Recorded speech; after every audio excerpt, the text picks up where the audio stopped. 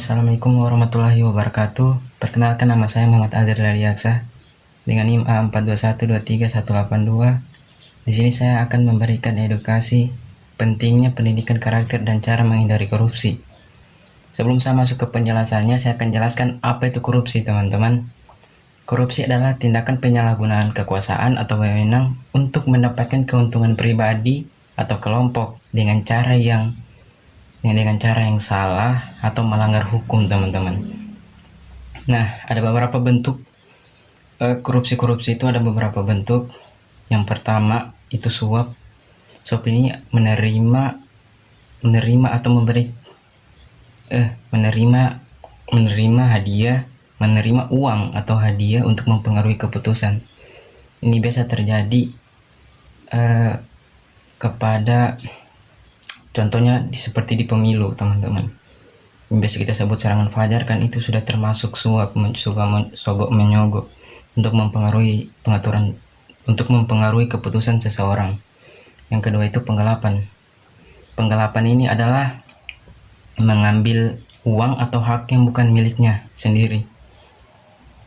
Artinya dia diberikan amanah untuk, misalnya amanah berupa uang untuk diberikan kepada orang yang membutuhkan, dia mengambilnya separuh untuk dirinya sendiri dan separuhnya untuk diberikan kepada orang lain.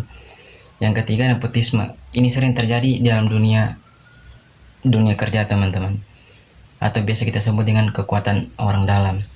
Kekuatan orang dalam ini artinya saat merekrut sebuah pekerja, mereka akan cenderung lebih memilih kerabat atau teman dekat mereka sendiri tanpa mempedulikan kualifikasi atau prestasi mereka. Dan yang keempat itu terakhir, gratifikasi. Ya, sama seperti 11-12 dengan suap. Ini memberikan hadiah atau uang kepada seseorang untuk memikirkan kembali keputusannya. Baik, itulah pengertian apa itu korupsi dan beberapa bentuknya. Saya akan masuk ke penjelasan pokok utamanya, yaitu pendidikan karakter. Nah, pendidikan karakter ini penting, teman-teman. Pendidikan karakter adalah pembentukan nilai moral atau etika dalam diri seseorang sejak dini agar menjadi pribadi yang jujur, bertanggung jawab, disiplin, dan peduli terhadap sesama. Tujuan utamanya adalah membentuk individu yang tidak hanya cerdas secara akademis, tapi juga berintegritas dan bermoral baik, teman-teman. Adapun beberapa nilai yang harus ditanamkan dalam pendidikan karakter, yaitu kejujuran, tanggung jawab, disiplin, kerja keras, kepedulian sosial, toleransi, dan nasionalisme. Baik, kita masuk ke cara menghindari korupsi. Cara menghindari korupsi, teman-teman, dimulai dari diri sendiri. Yang pertama, menanamkan nilai-nilai kejujuran, bersikap jujur dalam hal kecil seperti tidak menyontek atau yang mengambil barang yang bukan miliknya sendiri, teman-teman.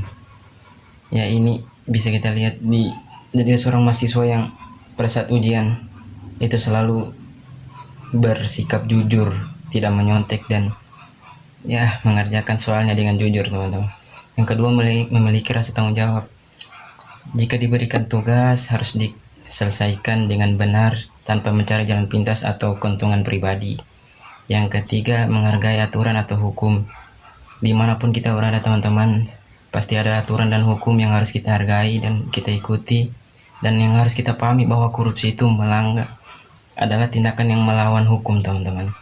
Dan yang keempat, menolak budaya suap atau gratifikasi.